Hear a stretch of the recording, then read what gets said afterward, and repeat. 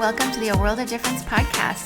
I'm Lori Adams Brown, and this is a podcast for those who are different and want to make a difference.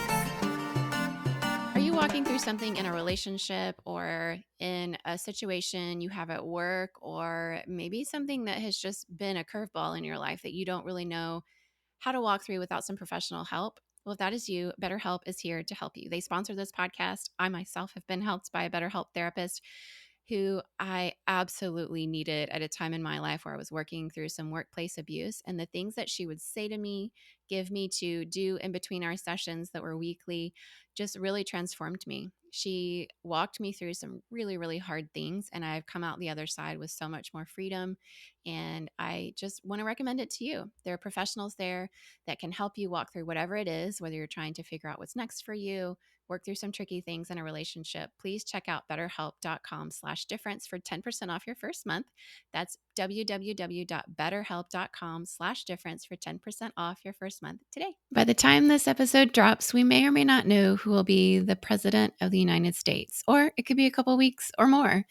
No idea what the world will feel like at the moment of you listening to this right now, but recording this as on election eve, leading up to election day, and in the experience of election day in the United States and wherever you're around the world may be experiencing this as a U.S. citizen or as a concerned citizen of another country about what's happening in U.S. politics.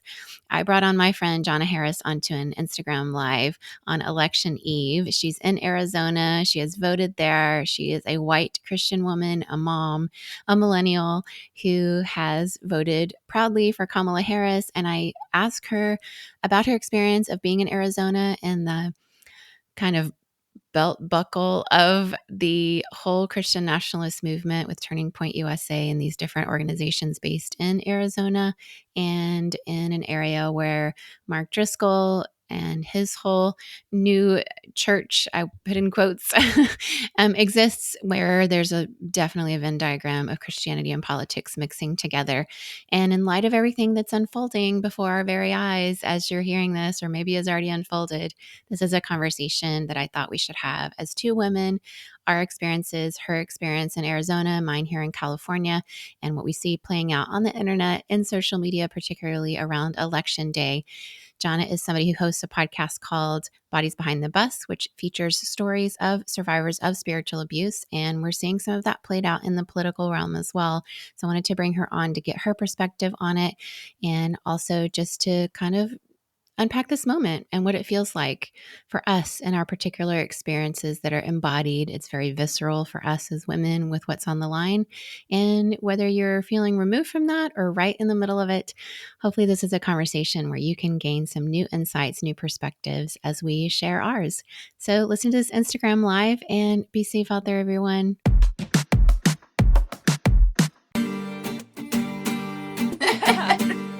It's live. I know. It was so great.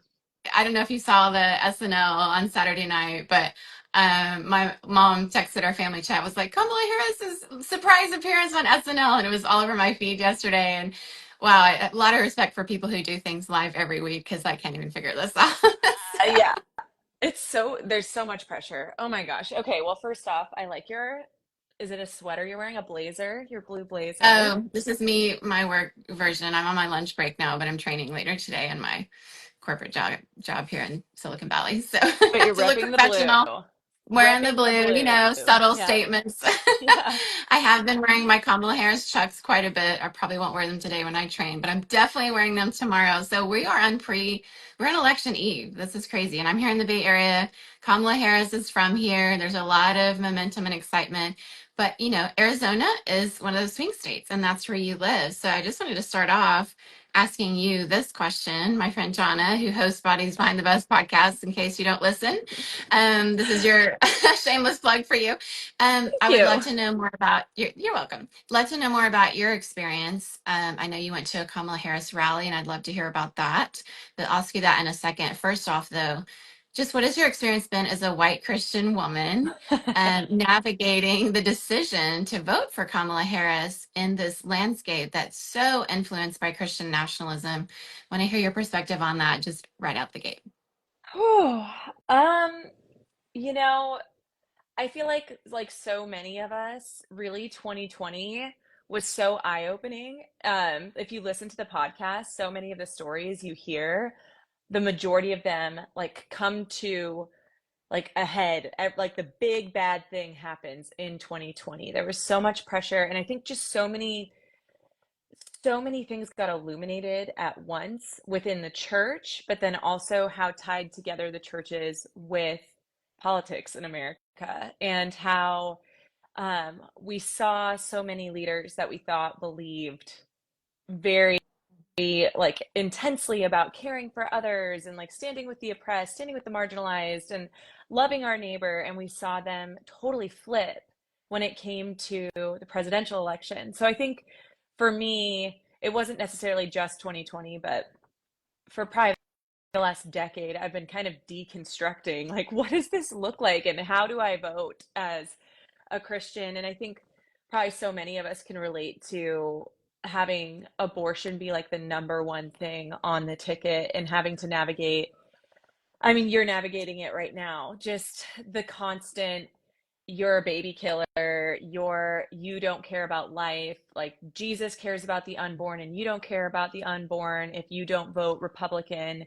And so navigating that as a Christian woman has really been me educating myself. And I'm also an adoptive mom. And I would say becoming an adoptive mom really influenced so many parts of my life, but especially politically, learning about abortion, learning about adoption, family preservation, and all the ways that, to be honest, the Democratic Party currently kind of they represent a lot of the things that I am passionate about and a lot of the things that I feel would actually contribute to, I don't just feel this actually, I'm softening it, that I know would contribute to less abortion and would contribute to kids being able to stay with their biological families and flourish and thrive and get the resources they need to live healthy, full lives in their family unit.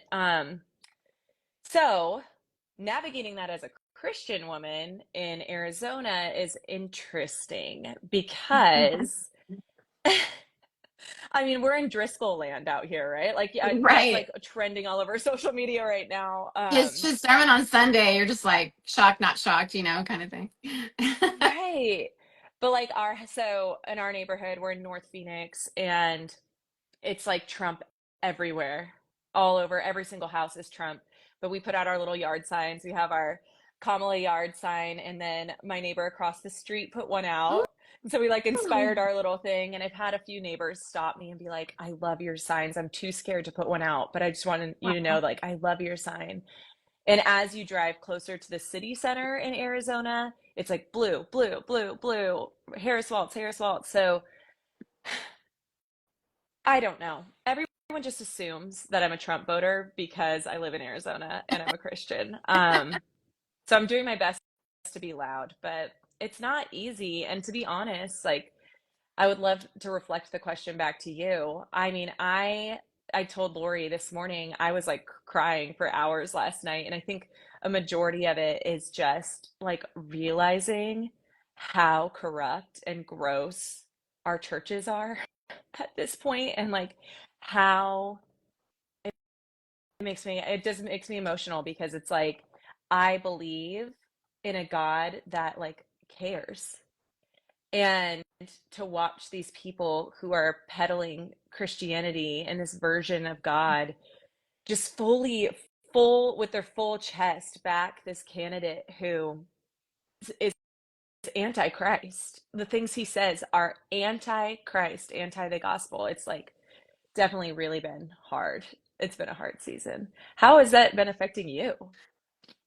Yeah, one thing I have become aware of is how triggering so much can be around US politics right now.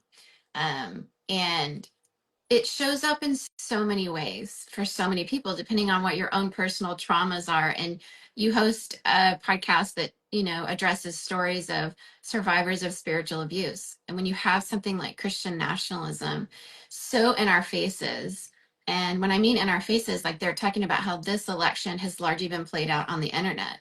right? So, and that is something we were always on our phones and on our computers. And it's not just like you can turn off the TV, it's everywhere in yard signs. And there's a war of yard signs, which, I live in the Bay Area, so it's not that we don't see Trump signs, but it's not like we feel like we're going against our neighbors or anything. But I hear that a lot, especially like rural parts of the US, even outside, even in suburbia, right? I hear of this a lot. And even just over the weekend, I went to shop at TJ Maxx here in the Bay Area. And just the cashier just was asking him if he'd voted yet. And he said, he was young, like probably early 20s. And he said, I was really into the last election of 2020. And this one, I'm just sitting out. He's like, because it made me a horrible person. And I was like, wow, you're not alone. And I just realized he's been traumatized somehow in this process. And as somebody who has like a trauma informed certification, I'm not a therapist, would never want to be, but I worked in tsunami relief. And, that experience made me want to understand how to be a leader who leads, even though I'm in talent development and a corporation now. I lead people, and people have work traumas and family traumas. And when you look at the dogmatism, so much of that is rooted in trauma. I happen to be married to a man who has an MFT degree, and he kind of is in more of that field. And so we talk about this quite a bit. But I myself have found myself feeling on occasion triggered around, especially what you mentioned around like the abortion conversation. I grew up in international schools in Venezuela and always have seen US politics from more of a global perspective as a US citizen. And so I don't just vote based on like I'm shopping at TJ Maxx. I don't see it that way. I know we're a capitalist society, and I'm, certainly benefit from capitalism, and I work in a corporation. So, but I also see the benefits of caring for each other and voting for each other. And my faith compels me because I do care deeply about the ways of Jesus, and that he healed the sick and he cared and listened to women who had been bleeding for 12 years. And when I think about women bleeding out in cars in Georgia, or 18-year-old girls dying, getting a pregnancy complication in Texas and their baby shower and going to the hospital and literally dying because they couldn't care for her without feeling that they would go to jail. I just can't imagine, God weeps. So when you're weeping, I feel like I should get more in touch with that part of myself, but my own traumas make me want to dissociate from that Mhm. and not feel it. Because it's so painful to imagine a young girl dying because we didn't care for her in the United States of America in 2024. And that would only get worse. And I think some of the triggering parts are, you've probably seen some of this, but it's playing out not just on Twitter, but here on Instagram, even on Facebook, which I really have largely been off of since 2016 when I voted for Hillary Clinton and my white evangelical women friends came after me. But I've always seen abortion more nuanced and increasingly over the years. I grew up in Central and South America, and there are moms in jail because they were in a miscarriage and it's illegal and they can't raise their babies. Like these are the realities that I have seen firsthand growing up in a different place, and also the benefits of having doctors and women make decisions, which I had a high risk pregnancy. My third pregnancy was high risk. I had a first child, and then I had a miscarriage, which didn't need an abortion care of a DNC. Thank God my body did what it needed to do. But if I had needed it, I would have wanted it. Mhm. And then I had a high risk pregnancy after that. Unfortunately, I didn't need any interventions, but if I had known I couldn't get them, it would have so stressed me out in my pregnancy that I probably would have had more complications and the mental health. And so I really wish we had more nuanced conversations around this. But like you said, it's just you hate babies, you don't care about babies' rights, you're either pro-choice or pro-life, and the nuance gets lost. So I do feel like our rights of our future granddaughters that don't yet exist, that may exist, are on the line. And I'm raising three kids. I don't want them living in a world like this. And so I vote for them and for, the rights of all of us to get the health care that we need. How do you see your identity and your faith intersect in some of these political choices right now? In terms of like kind of the spiritual abuse community, are you seeing some trauma reactions too that you think are kind of similar to that? You know, I feel like the community that I am in is just exhausted right now. Like, I Yeah. think because of the stuff you're talking about, it is really triggering. We just had Tiffany Thigpen on. She Mhm. was a part of For Our Daughters, the documentary, which if you haven't watched it, go watch it. It will help shine Yes. a big light on what we're talking about today. Um, and just like seeing the parallels of how Trump has spoken and how the people around Trump speak and the excuses that are made for him in order to protect the brand, the image, the mission, the Republican Party, whatever you want to say, so many options, is just so reminiscent to what so many of us, like our lived experiences in our churches.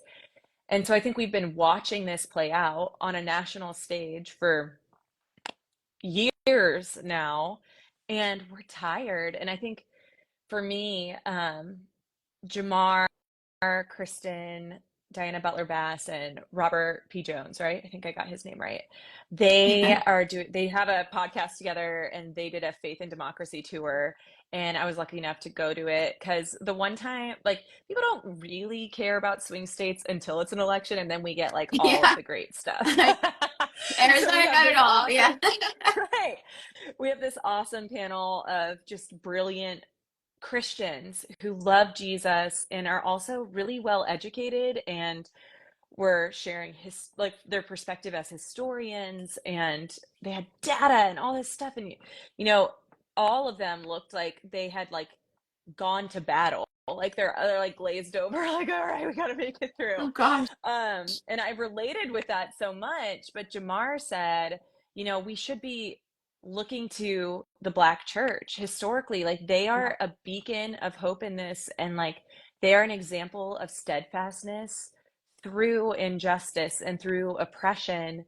And so like we, particularly as white women in America, like we haven't had to have our we haven't had to walk through what it looks like to remain steadfast and hopeful long Yeah. term in the face of like deep oppression. And I think that we're just stepping up, like we're on the precipice of that, and it's really scary and exhausting, and we aren't trained for it. It's like Yeah. we're running a marathon all of the sudden that we have not trained for. And so I found a lot of hope in that there Mm. are people that we can look to and voices that we can look to. um but also, like, yeah, I think it's okay to give ourselves permission to also feel sad right now, because I think even if I hope that Kamala wins, even if she wins, I think there's some deep grieving that we all need to do, um, about the fact that the conversations are happening the way they're happening, in particular in communities that claim Jesus. I think that is like, it's a Yeah. betrayal. Yeah. Yeah. We talked about that a little bit this morning when we were texting back and forth. And um I think that once again, I also hope Kamala Harris wins. I've already voted for her. I voted for on Halloween here in the Bay Area. Hmm. In my single cat lady I loved costume in my Kamala it. Harris costume. I don't own a cat. I'm a dog person and I'm not single. I'm married, happily married with 3 kids, but voted for all the single cat ladies and appreciate how they've ushered us through a lot of this too, right? I think Yeah. what you're saying has rung true. I've been in the States now for a few years, even though I've always been a US citizen. I've been living abroad most of my life. And one of the things I've really just benefited from as a person is Black women friends, both U.S. citizens and like British, Nigerian, like Hmm. people who their ancestors were enslaved. And these are women who have had to have some skills, and that their ancestors passed on some skills to them through narrative method. And, when you think about there's young women today, Black women that are first women in their families to be born into a world where they could vote, because it was 1965 where the Black women got their right to vote, even though 1920 was the amendment for women. Black Hmm. citizens didn't have that right yet, and so this is they've had to have some skills to walk through such a wilderness. And I see so many of my Black women friends with skills that they've passed on to each other. They show up, they march to the polls, they organize.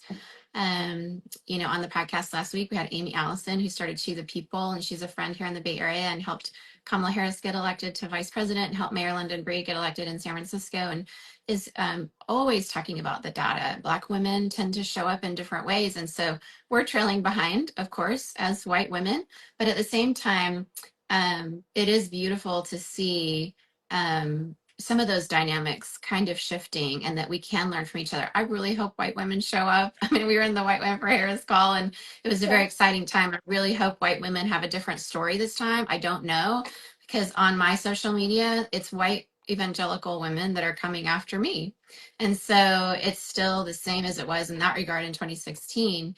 But I would love to get your thoughts around what it was like as a white woman, a Christian woman, a mom in Arizona, to go to the Kamala Harris rally and hear that, um, maybe just to experience the crowd and what that was like, but also to be a part of history of seeing, our first, at least just getting the nomination, right? To be in this position is historical, right?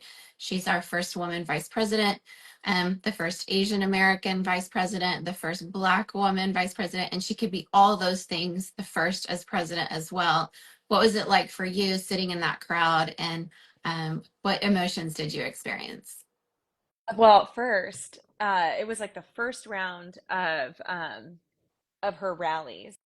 So I signed up and I wasn't expecting it to be just like me by myself, a single ticket. Like I thought like I'm RSVPing like an Evite, Yeah. But it's like pretty strict security. So I realized the day of, when they send out the location the day of, that I was going to be going alone. And so I had to like psych myself up. Like I was a little scared, to be honest. In Yeah. Arizona, we don't have gun laws. Like all the like we are Turning Point USA is based out of Phoenix. Like we are, all of Christian nationalism is basically like hubbed out of here. So I was scared, but then, I was like thinking like this is historical. This could be something I tell my grandkids about. This is like huge. I need to go. And so I went, I stood in line by myself. I ended up sitting around predominantly people in like the boomer generation, which was fascinating. And what was really, really cool about the rally, okay, actually, there was a lot of really cool things, but one of the really cool things was hearing all of the different political perspectives around me, but they were all showing up because they all realized what was at risk in this election. And it doesn't mean that we all, like, I don't agree with every single thing that is on Kamala's platform. Like Right. I just don't. But Right. the opposite, the other option is such a big risk to our kids, to each other. Like it's not an option Right. for me. And it Yeah. wasn't for the people sitting around me. And so I could hear these people who, you know, I I feel like so many of us had experienced going to like even family functions and having it be like we can't talk about this stuff or it's going to be explosive, and then to see these people and this like this generation that's older than me be able to have those conversations respectfully there was cool, and just like something that made me curious what is going on with this platform and this candidate, that's the type of space that is being fostered Mm. in a state where things are very politically charged. It was definitely emotional too. Like I get emotional even talking about it now. I think I'm just emotional, guys. We're making it. We got a couple I more love days that and then about we'll see. you. But like it was really wild just to see like basic human empathy from stage, from multiple politicians, like the whole lineup of speakers that came. Like we had um senators, we had a Republican senator, I think it was, yeah, a Republican senator that spoke on her behalf from Arizona. Like we had just people that were caring about how their words affected the people they were talking to. And I think, um, like I said, the space I'm in, I see pastors not care about Yeah. the way that their words affect people. And so maybe it was a little bit healing in a weird sense to watch anyone with any sort of platform and authority care. Um, and yeah, I mean, it was a once in a lifetime experience that I think I will always be glad that I went. And um, yeah, I, everyone's taking care of each other. It was like a giant party. And honestly, I left and I was like, okay, I can put my American flag out again on the 4th of July. Like, I was like, I feel patriotic. Yeah. And like I videoed myself afterwards. I didn't save it, but like I did a little story like, "Oh my gosh." And like my heart was racing. Like I get like excited even talking about it now because it was like Mm, so electric. The room was with just like people that mm, cared. And that's such mm. a like low bar, but Right. that that was my experience and it was lovely and the security was great and it wasn't I think Lori like this type of conversations that we have and the stories that we both share on our platforms, like a huge part of those stories is how oppressive or abusive organizations or leaders they wield power by keeping us scared, Yep. right? Like we're Yep. scared to talk. And I think that is a huge part of this election is this like fear of are my neighbors am I going to get hurt? Like I'm not door knocking in Arizona because I'm too scared Mm. to door knock. But Wow. I'll put my yard sign out, but I'm too scared. Like the gun Yeah. laws are too they don't exist. So, Yeah. yeah, I That's think I think that telling. what we got to see, yeah, I think what we got to see or what I got to see during that rally was a bunch of people that like made that courageous little step to go and to show up and to have the conversations and it's what we get to see every time a survivor shares their story like that first little step they're taking power and agency into Yeah. their own hands, you know. Uh, it's so wonderful just to imagine. You mentioned just the empathy. That is one thing that I think comes through the screen with her. If you're open and curious to find it, those are some of the narratives. Even around when we were seeing Biden endorse her, there was a lot coming out about how he chose her originally because he values empathy and she also does, and that was one of the ways they bonded as a shared value. And we're seeing things like a book that's circulating in evangelical pastor circles that empathy is bad. There was this empathy as a sin conversation going on leading up to this book. And there's nothing, as a person who's lived overseas, especially in my years in Southeast Asia, leadership is so culturally defined. Patriarchy is something that exists everywhere, but even there is something about white male patriarchy and the American version of that, where it's very direct and even rude and certain, and like I think Trump sort of epitomizes this. It doesn't work for international relations to bring togetherness, but I think that some of the MAGA supporters want that in an extreme version of them. There's a phrase, ugly American. If you've lived overseas, you've heard this quite a bit. American tourists can be loud and obnoxious and embarrassing and make us feel ashamed sometimes to be on MRTs and trains with them when everybody's like in Tokyo reading their books quietly, or even in London, they'll just, you can always be like, they're Americans. Um, and so there is something kind of, obnoxious, but that's not how peacemaking works. We know that even just statistically, when women are involved in peacemaking, the chances of it succeeding are much better. And so there's a lot of narratives around, she's not strong. He's strong. And I think, wow, your definition of strength must be so different from mine, because to hold it together the way she did in that presidential debate, I've never seen a more masterful, strong leader than her in the presidential debate. The only one he would give her because he did so badly, right? To hold your emotions together and to articulate things, that takes a certain amount of strength, especially because he is a sexual predator that has been credibly accused by dozens of women, is a felon, has tried to, steal our democracy, all these things, and not paid his workers. All this we knew going up to 2016. And for her to be a prosecutor, and that's been her life's work, especially of sexual predators, going back to her passion about this in high school, where she took in a friend who was being sexually assaulted and allowed her to live with her, and has always fought for victims, right? And Mhm. for the people, right? And to see empathy be a strength on stage in the presidential election in the US is something I didn't think I'd ever see.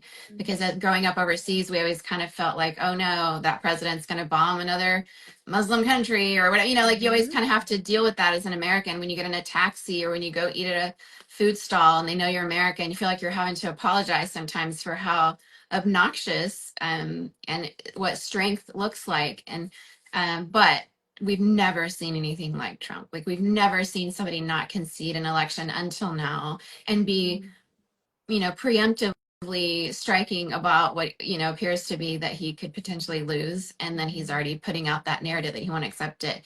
So the concentric circles of the evangelical conversation around lack of empathy that coincide with this Venn diagram around politics, it's so clear Mhm. from my point of view how these two things are happening. You and I have seen people excuse, minimize, downplay, even be complicit in pastors who have abused in various forms, both their congregants or their staff or both, their own wives, their own children, all kinds of things.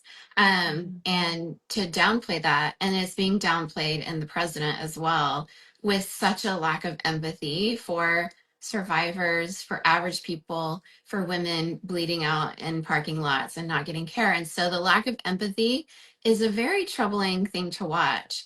But on the flip side, what you're describing, the presence of empathy, the presence of joy that she brings that we got to see on SNL when she showed up in the surprise appearance, the laughter at the future. These are things they told us the Proverbs 31 woman was supposed to do, that she smiles at the future, and here we have a woman doing that and they say she's not strong. Mhm. They So called her a yeah, Jezebel this weekend. They called of her a course, Jezebel, of you know. course. Or that she slept her way to the top. It's like that Mhm. says more about you than it does about her. If that's the only way you've allowed women to rise around you, red flags all around Mhm. that, which is a pretty Right. typical stereotype. But Yep. but it's the presence of joy and empathy that I think that I would love for us to be allowed to experience. And I haven't yet let myself have that moment because I'm afraid Mhm. it's going to be a 2016 again. And I'm afraid all of this might lead up to a crushing reality that we've got a felon, a sexual predator that's going to be with us for 4 years. And who knows what that means for Mhm. voting rights for women, 19th Amendment. Um, but I do long for, if she wins, an ability to just experience that joy as a woman, and experience that empathy that she gives us permission to have. So what are your thoughts around that? Just the ability to kind of feel all the feels. I think it's so nuanced, and I think that working with survivors and learning my own story and doing my own inner work has really helped prepare me to be able to hold a lot of things at once, right? Because I think it's like a win to me looks like being able to hold that joy and excitement and happiness for so many reasons. And also there's like sadness, and I like my closest local friend is Palestinian. Like that is weighed and has is weighing heavy on me and has weighed heavy on me this entire election. And I mean, also, P.S., that's part of why I'm voting for Harris. I think that I have my voice will matter more under a Harris legislation, or is that the right word? Harris. Why can't I think of the Ticket. word? Ticket? There's I a don't lot of words. know. Presidency? Presidential, yeah, presidency. Yeah. Then it will, I won't have a voice under Trump. And so Yeah, it's like, if I want to preserve the right to raise my voice on behalf of people like my friend's family and her people, I have to have that right. Like I might not have that right anymore. And so yeah. I think I'm like holding a lot of feelings all at once. At the same time, like I one of my children is not white. Like for me, that weighs heavy on me too with this election. Like one candidate, I feel like there is so much more room and space and support for his thriving. And the other, I feel like it is a battle for me to help keep him safe and get him the resources he needs as a child in America Yeah. to thrive and to be safe, truly safe. So, I think something that all of us need to work on in general, every single person in the United States, is being able to hold multiple things at once. And I think your fear of 2016, like I also have that fear. I have fear that the main people that are speaking out as Christian nationalists right now are empowered by Trump. And I think because we are so online, we see how much power that is. And we know how dangerous that is for our country. And Yeah. we know that them being more empowered is real life consequences to the every person, but the every person's not informed about it. So I think for me, like, I'm with you. I'm carrying that fear into this election. Who's being empowered? How long are they going to be empowered? And if Yeah. Trump wins, what does that actually mean? Because it's not just like your average everyday patriarchy that Taylor Swift is singing about. We're talking about Handmaid's Tale. We are talking about extreme, extreme Christian, religious, oppressive patriarchy. It's going to hurt everyone in this country. And we're talking about that being empowered and given authority over your life. Like, that is a real thing that we're seeing. So I have fear too. I'm afraid of that. I'm afraid that that doesn't go away tomorrow Yeah. either. Yeah. Even if she wins, that has still, that fire started. So what does it look like for us to live in resistance to that and to be educated? Yeah. Whew, And so yeah, yeah. and there's so many echo chambers, we know this, right? Because we, like you said, we're involved. We host podcasts. We interact with survivors, that contact us through social media in various ways and want to share their stories with us that we hold. And we see some of these kind of Theo bros going after people. But I'm kind of in this space where I'd love to hear your thoughts on this because yeah, the Theo bros, we expect them to say things that sound like Handmaid's Tale, right? Right. We expect that to happen. But it's the people who I think about it like this. And once again, I'm married to a white man. I'm raising white boys. My dad, my brothers, they've all voted for Kamala Harris, the ones that are voting age. So they're great, great men. White dudes for Harris. My son and my husband are both in the call. And my 20-year-old son, it's his first election. Oh Yay. my gosh. And he gets to vote for a woman. He's been beyond thrilled. He even donated to her campaign. He's like a poor college student, but he's like, yeah, I'm Oh. gonna donate. Super cute. But all that to say, even for them, as so pro woman as they are, they get to have moments where they can just check out of it. And Mm-hmm. so I kind of want to talk to the men for a second. If you have women in your life and you're a US citizen and your family's voting or not, and your wife, your girlfriend, your daughter, your sister, your coworker that's a woman feels a little bit off in the next 24 to 48 hours, and maybe the next 2 weeks if the Mm-hmm. election, takes a while to Mm-hmm. count. This is embodied for us. This is visceral for us. Whether they will treat us when we go to the doctor with a pregnancy complication is on the line. Our lives, and people act like we're being hysterical or this has become a new false religion for you. You left evangelicalism and now this is your new religion. Those narratives are being thrown around. But what a privilege to be able to check out from this. What a privilege to be in an echo chamber where you don't see that Handmaid's Tale could be playing out, where you don't see the stories of women because that's not been in your feed, where you don't understand that when the Julia Roberts narrated ad that people are all blowing up about, where women are going in with their husbands to vote, and there's a narrative, they're saying your husband doesn't have to know. Confidentiality isn't lying. You go to your doctor and they tell you you have cancer or you got weird blood work. You can keep that confidential until you choose to tell someone. It's not lying. It's not, Mm-hmm. for God's sake, it's not cheating on your husband. Mm-hmm. What even that, Oh I don't my even know how gosh. that became a narrative, but we Mm-hmm. see the coercive control. We know women live in domestic violence. We know abuse happens in the SBC and evangelical circles and gets covered up by the pastors. And we know it's happening with wives. And there are women and men knocking on doors around this country, and they will tell us about knocking on a door, and it's the husband who answers, and he says, "This is a Republican household." And they'll have the wife in the background mouthing, without saying anything, "I'm voting for Harris." The fact that she can't do that out loud, the fact that she's scared means we must vote for them, right? And ourselves, Hmm. but we don't get to take a break. So if women around you are acting off, it's because this, whether we're conscious of it or not, our bodies and our lives and our daughters' bodies and lives and our future granddaughters, if we choose to have them, their lives are on the line. And it's not being hysterical and it's not a religion, but this is good works. Our faith compels us to care for those who are underserved, marginalized, need healing. This is who Jesus was to me. So, how are you Hmm. reacting to some of that as a woman? Well, I've told you I cried at a bar for 2 hours last night. I looked at the bartender at one point. It was like a fancy bar too. We were on a date. I looked at the bartender at one point. I was like, we're not breaking up. I'm just crying about the election." But like, it is so heavy, and I think just being empathetic, and caring, like you're talking about, is heavy too. Like, something I just desperately want for our nation is that no matter who you vote for, when you go in to vote, you are thinking about other people.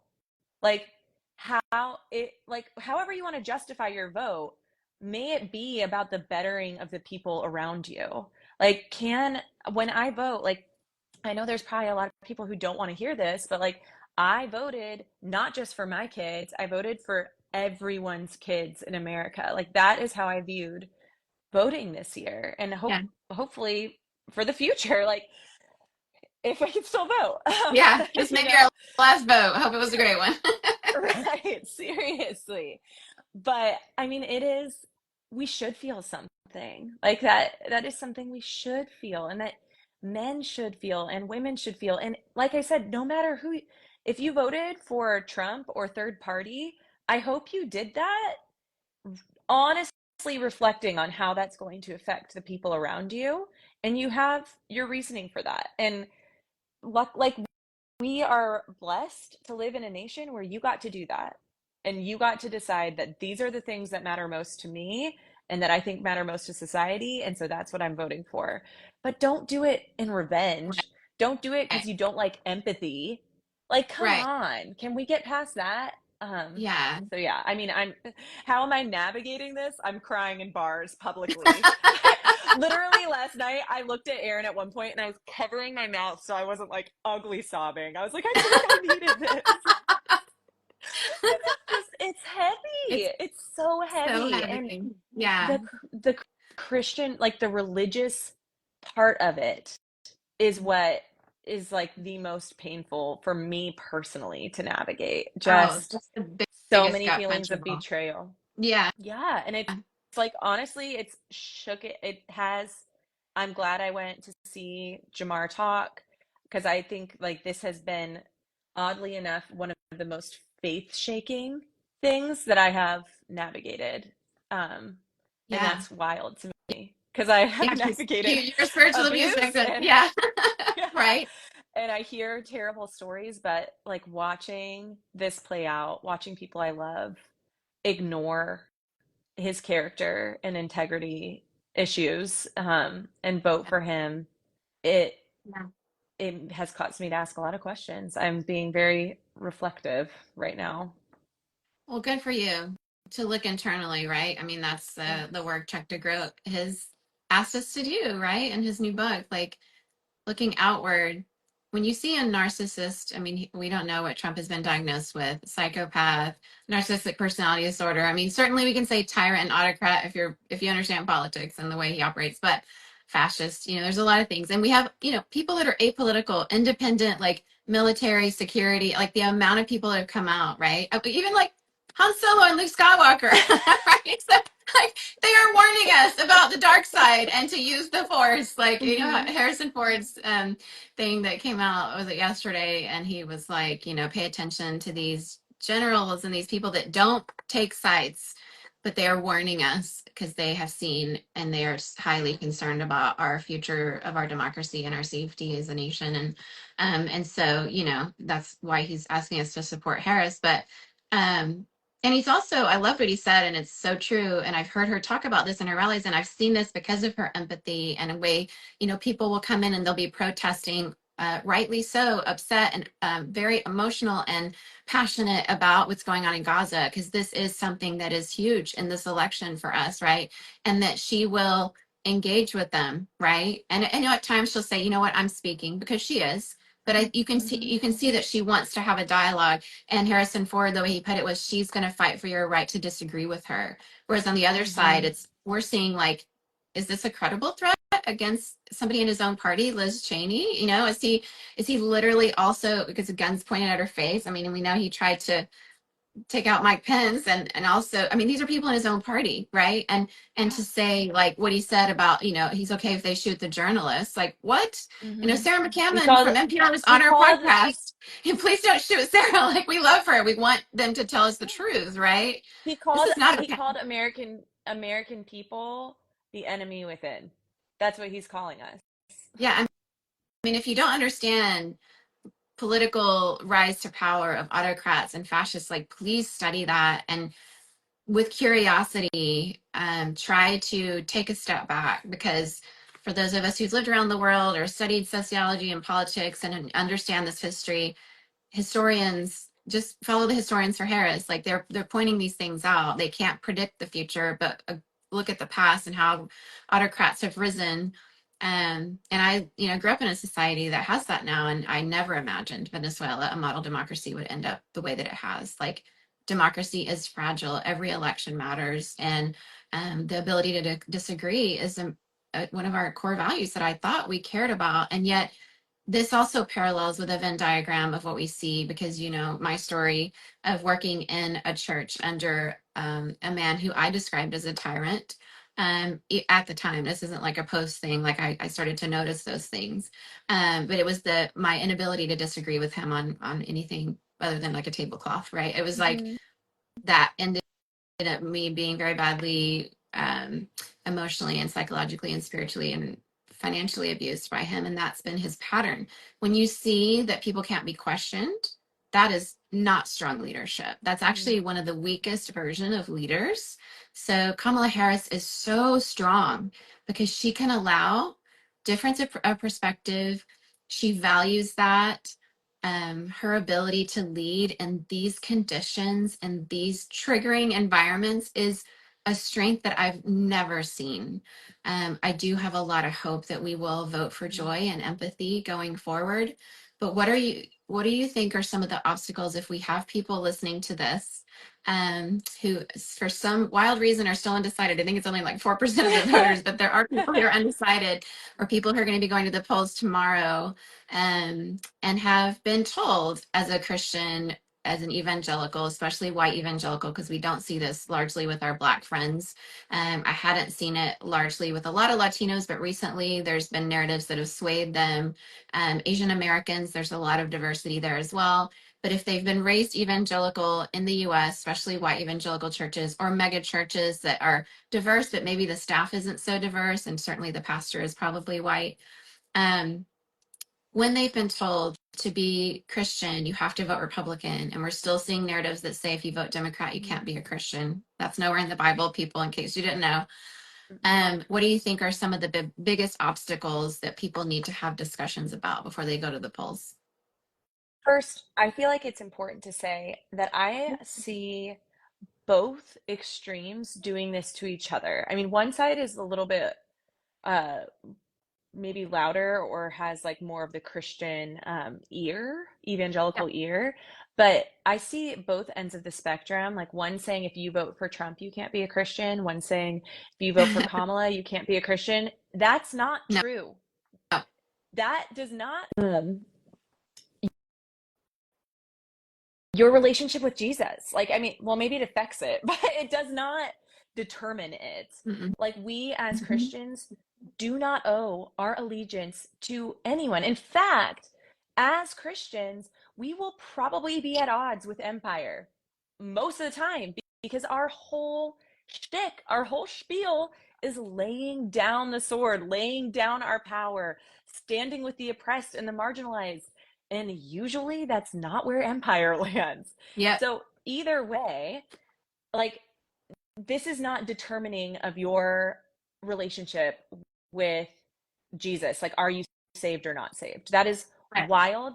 We don't believe in a God that coerces or manipulates people into relationship. Yep. So if you're feeling coerced or manipulated into a relationship with God, then that is not God. Right. Those are outside voices spiritually abusing you. And that is spiritual abuse. What you are describing right now is spiritual abuse. It's putting fear and shame onto people and putting their entire um, faith in question, and their in how God views them and sees them as saved or not saved in question based on who they vote for in this presidential election. That is wild. God is so much bigger than the American election that is happening right Thank now. Like, God. come If on. not, how small would God Yes. be? Yes. You don't owe your allegiance to the United States. Your allegiance lies with God. End of discussion.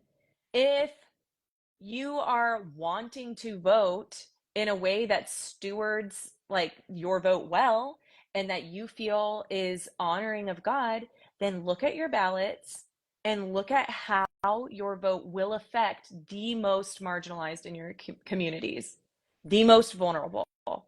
Vote to protect them, and it might be at odds with what protects your best interest. Like maybe your property taxes are going to go up $100 a year, and that hurts. Trust me, it hurts. I do my podcast. We do our podcast for free. Like it's like Yeah. we're not making $1 million doing this. Like every time I buy groceries, it's hard. It is hard. It's hard. But like also, I want my kids to have school counselors, and I want your kids to have school counselors, and I want our kids to eat lunch at school and not be Right. hungry or embarrassed. Yeah. I want resources. I want to keep our kids out of Yeah. prison. That is like our prison system is so messed up, and like I I'm voting with those things in mind, and that is what I think God called us to think about those things when we go to the ballot and to vote with that on our conscience. And then outside of that, we aren't in control. We can't control this outside of that. So if someone's telling you you're not a Christian if you don't vote for Trump, they're spiritually abusing you. That's not true, and that's not of God. Yes. And if you're listening to this and you have told someone that, it's okay to go to them and make an amends and say, you know what, I was wrong. I got really excited about this. I was afraid. I reacted out of fear, was triggered. That Mm-hmm. led to dogmatism, whatever. And just say, you know, you're truly sorry for what you said. And you now realize how that probably hurt them. If you need an example of how to make a good amends, you know, people who have had to do this, whether they've worked through addiction with AA or different things, but also Wade Wade Mullen has a great Mm-hmm. how like a score, I think it is, on how Mm-hmm. to make a good amends. So if you need some tips on that, we all make mistakes all the time. We're not perfect people. This No one's getting through this election perfectly, although I do think Kamala Harris has run a flawless campaign down Mm-hmm. to the SNL surprise at Mm-hmm. the end. So I have hope in that. I'd love to hear as we're finishing up. Um, First of all, how you plan to spend election night, and then in addition to that, yeah. And are you crying at the bar again? I don't know. In addition to that, I hope not. Please no. Um, in addition, I'd love to know what you dream about. You know, I think Mm-hmm. sometimes, and I've thought about this a lot since Kamala Harris got, um, you know, the nomination. You know, Dr. Mm-hmm. King had a dream. Did he Mm-hmm. dream of a day a Black woman would be running for president, potentially could win? You know, um, Mm-hmm. I think that he did, and I think ancestors dreamt this up, and I think women who were enslaved not that long ago Mm-hmm. in this nation, historically speaking, dreamt of a day, or maybe they couldn't even dare to dream because it was so bad. But for those of us who can dream now, and for you particularly, what do you hope to see um, in the days and the years ahead as a result of what we're doing in this election? Mm. You know, what I most hope is for an America that is more empathetic and caring for our kids. Like I'm a millennial. I'm a firmly right in the middle of the millennial generation, and I feel like so much of my adult life has just been so polarized Yeah. and so tense and brutal. It's been brutal. Like you watch people you love say things about you or about someone else you love that are just awful. And I don't want that world for my kids. I want a world where that's not acceptable to the general public Yeah. anymore. Like we all Yeah. have decided we're not going to talk about each other that way, Christian or not Christian. Like this is just like a human value that I want us to see us have. But I also am excited and hopeful for my sons. I have four boys to see women empowered in leadership. Like I did not get that. Yeah. You probably didn't get that. I don't know what it was like growing up in another country, but as an American or in America, I didn't see that, and especially in the church, I didn't see that. Yeah. To have my boys have the opportunity to watch women be qualified and lead well, and to hear their perspectives and to allow that to shape their perspectives and to just broaden their view of humanity and community. I hope that for our kids. And I think it's going to be rough. Like I said, I don't have any rose colored glasses for what Wednesday looks like and beyond, as Yeah. far as what is so deep rooted in our country, and in our churches. But I do have a spark of hope, and I do have dreams. I do dream that this can be the start of something new for us as a nation and for our kids. So that's where I'm at. If I'm not doomsdaying myself in a bar somewhere crying. What about you? Yeah. I'm going to spend election night I've been invited by the woman who started this organization, How Women Lead and How Women Invest here in the Bay Area. Her name is Julie Castro Abrams. So I'm going to be spending the night in a big house in Mill Valley in the Redwoods, and we're going to watch together. Julie said, Beautiful. I can't imagine watching this by myself. And I originally thought, no, because I want to be with my 20-year-old who's voting for the first time and my husband and just experience with my family, especially if she wins. But even if she doesn't, Mm-hmm. like either way, like I just felt like I wanted to be with them. So I told my son, like right after I got the invitation, I got invited to sing, but I'm not going to go. And he was like, Mom, go. If she gets Mm. elected, you need to be with other women. They will understand better than we will what you need and what that means for you. And I was like, oh, he's right. And then my husband was like washing dishes and overheard it. He's like, Lori, go. And Oh, it's like, you could oh, FaceTime us. And I'm like, oh, that's true. I could FaceTime you. I'll just be north instead of south of the Golden Gate Bridge. It's not that big a deal. But yeah. so that's what I'm gonna do. We're gonna have our pajamas and all the it's gonna be hopefully, exciting, but we'll have some food. Also, Julie's you're cooking on for the us. West Coast, which is awesome because it's not like 2 a.m. when we Right. start kind of like seeing More our East information. Coast Yeah. So friends. Yeah. yeah, I mean, the advantage of living in Asia for so long was we got to watch these things like when everybody went to sleep in 2016 and thought, Hillary had won, we were watching in the middle of the day and it was like, oh my gosh, Mm, what's happening, right? But yeah. yeah, it is a little bit better here. We'll see. I'm sure it's going to be a late night. Who knows? And we may not know for weeks and there may be violence. I don't know. Like it's hard to know what to expect. But I do dream and I think about my ancestors and my grandma's generation. Both of them were the ones that finally got the right to vote. My great grandmother on my mom's side was one of the first women to vote in 1920. And the family story is that she was out the door to go vote, and her husband told her how to vote, and she put her finger in his face, and she's like, "You don't get to tell me how to vote." So I think that's a bit in my DNA as well. Mm-hmm. So yeah, the idea of voting for a woman for the second time that I get to do that, um, it's really I have hope that joy will win and empathy will win, and we can move forward in a healthier way. But I also, like I said, I grew up in a place where we lost our democracy, and nobody imagined Venezuela would be one of those places. And so I realized how fragile it is. So I have a contingency plan as well. I mean, I lived under civil war in Indonesia. I lived there through 9/11 when the US started bombing Afghanistan, and we had a bunch of evacuations during our time there. So I know what it means to keep some extra food and water on hand. You don't know how things will go. The Bay Area will likely be fine, but you never know. But yeah, so I like have hope. I imagine a world that's better for my kids, my future potential grandkids than what we have now, and that my grandmothers and great grandmothers and ancestors are cheering us on, like that cloud of witnesses that dreams too and hopes too that we stand up for justice, that we stand up for love and empathy and our love of neighbor and care for refugees and immigrants and care for women who bleed and are hurting and need health care and need healing, and for all of us. So that's my hope and my dream, that we get to see that, um, with a good contingency plan. Yes, Great to I talk think with that's you. beautiful. Thank you for Yes. coming on with this Instagram live. Thank you for just being loud. I know that some women live in relationships that they can't be, and we see you, and you matter to us.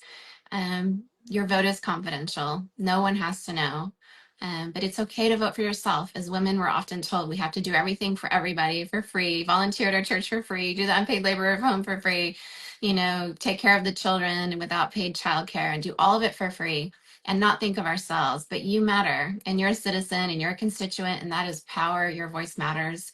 Thank you, Johnna, for modeling that for us, for standing up for what's right and for what you believe in and our shared values.